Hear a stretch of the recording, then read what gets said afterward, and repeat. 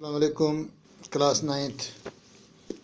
آج ہم پڑھتے ہیں عابد مناوری کی غزل، تو اس کا نوٹ آپ پڑھ کے یاد کر کے پھر لکھیں گے۔ پہلی غزل ہے ان کی: باطن کی آنکھ سے جو کبھی دیکھتا ہوں میں، لگتا ہے جیسے خود سے بنا آشنا ہوں میں۔ شاعر اس غزل کے مطلب میں فرماتے ہیں کہ باطن یعنی دل کی آنکھ سے میں جب کبھی دیکھتا ہوں تو مجھے ایسا لگتا ہے کہ میں ابھی خود سے بھی بیگانہ ہوں، خود کو بھی نہیں پہچان پایا ہوں میں۔ اس در سے خالی ہاتھ ہی پلٹتا ہے ہر کوئی، دستے سوال لے کے کہاں آ گیا ہوں میں۔ شاعر یہاں پر اپنی مایوسی کا اظہار کرتا ہے کہ جب انسان کسی ایسے در پہ آ جاتا ہے جہاں اس کی امیدیں پوری نہیں ہوتی، تو شاعر کسی ایسے در کی بات کر رہا ہے یا اس دنیا کی در کی بات کر رہا ہے، کہہ رہا ہے یہاں سے خالی ہاتھ ہی ہر کوئی پلٹتا ہے اور میں اپنا ہاتھ سوال لے کے کہاں پہ آ گیا ہوں۔ مجھ کو ہوا اڑا کے جدھر چاہے لے چلے، پتا ہوں اور شاخ سے ٹوٹا ہوا ہوں میں۔ شاعر اشارے میں فرماتے ہیں کہ ہوا جس در چاہے مجھے اڑا کے لے جا سکتی ہے، میں اپنی شاخ سے ٹوٹا ہوا پتا ہوں۔ شاعر نے یہاں پر اپنی تہذیب، مذہب، برادری، قومیت، حمیت، تمام چیزوں کو ملا کے ان چند الفاظ میں اس طرح سے بیان کیا ہے کہ انسان جب اپنی تاریخ سے، اپنے ماضی سے کٹ جاتا ہے تو وہ ایک سوکھے ہوئے پتے کی طرح بے قدر ہو جاتا ہے، اور ہوا کیا، دنیا کی کوئی بھی ایسی تہذیب، ایسے انقلاب اسے اڑا کے لے جاتے ہیں۔ مجھ سا بھی سادہ لوح زمانے میں ہے کوئی، اپنی تباہیوں پہ بھی خوش ہو رہا ہوں میں۔ یہاں پر شاعر نے پورے مشرقی انسانوں کی بات کریں اگر ہم، تو کہہ رہے ہیں کہ ہم کیسے سادہ لوح ہیں۔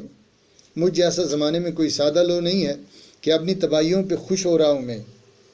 جس طرح سے یورپ والے یا دوسرے لوگ ہتھیار، چیزیں بنا کے آپ کے خلاف استعمال کر رہے ہیں، اور آپ ان کی ٹی ویاں، ان کے کرکٹ، ان کے باقی تماشے دیکھنے پہ خوش ہیں۔ آگے ہے ٹھیک یا غلط میرا انداز گفتگو، عابد جو کہنا تھا مجھے وہ کہہ گیا ہوں میں۔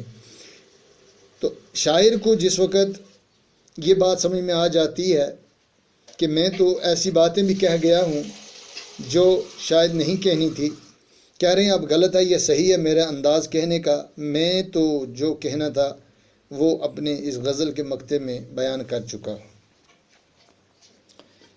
دوسری غزل: میرے آنگن سے کبھی ہو کے نہ گزرا سورج، راستہ اپنا کسی دن تو بدلتا سورج۔ شاعر نے یہاں پر سورج کو ہم کئی چیزوں کے لیے استعمال کر سکتے ہیں۔ شاعر کہتے ہیں کہ میرے آنگن سے کبھی نہیں گزرا ہے سورج، تو کبھی تو اپنا رستہ بدل دیتا، حالانکہ سورج نے تو رستہ نہیں بدلنا، ہم نے ہی اپنا رستہ بدلنا ہے، یعنی خود کو بدلنا ہے زمانے کے ساتھ اگر کامیابی حاصل کرنی ہے، ترقی کرنی ہے۔ دن جو نکلا بھی تو چھائے رہے غم کے بادل، دل کی نگری پہ کبھی کھل کے نہ چمکا سورج۔ یہاں پہ شاعر کہتے ہیں کہ اگر دن بھی کبھی نکلتا ہے تو غم کے بادل دل پہ چھائے رہتے ہیں، اس لیے میرے دل میں کبھی بھی سورج جیسی چمک خوشی کی نہیں پیدا ہوئی ہے، یا کبھی بھی خوشی کی چمک نہیں پڑی ہے میرے دل پہ۔ دل کی نگری جو ہے وہ اندھیرے میں ہی رہی ہے اور غم کے بادلوں کے نیچے چھپی ہوئی رہی ہے۔ کہہ زن ہے میری ہار پہ دشمن میرا، پردہ شب سے پھر ایک بار نکلا سورج۔ شاعر کہہ رہے ہیں کہ اس وقت میرا دشمن میری ہار پہ کہہ لگا رہا ہے، ہنس رہا ہے، خوش ہو رہا ہے، اب تو اندھیرے سے ایک بار تو نکلا سورج۔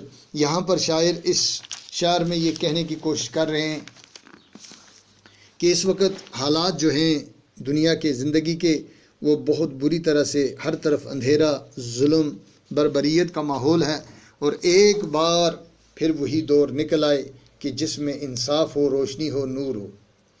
ایک طرف رات کے شیدا میں و انجم کتنے، ایک طرف دن کا پرستار اکیلا سورج۔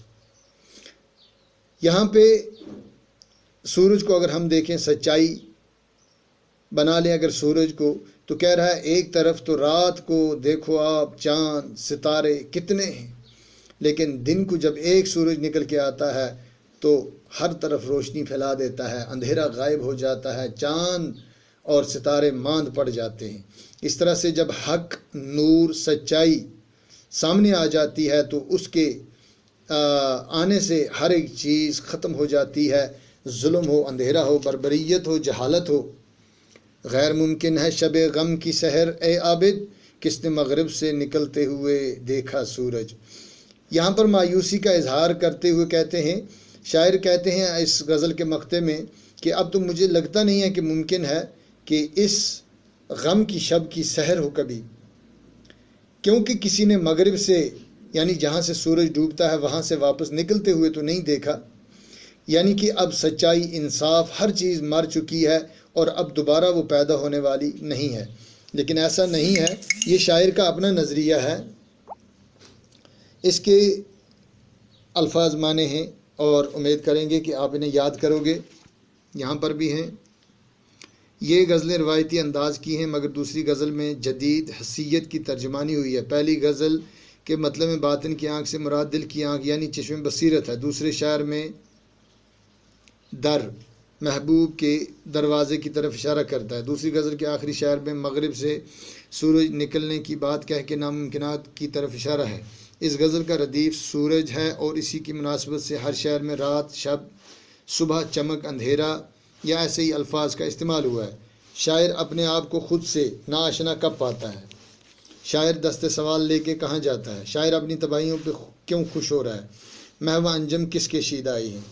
تو یہ سوال جواب میں نے آپ کو تشریح میں بتا دیے ہیں۔ امید ہے کہ آپ انہیں اچھی طرح سے سمجھ کے، سن کے یاد رکھیں گے اور اپنی کاپی پہ لکھیں گے۔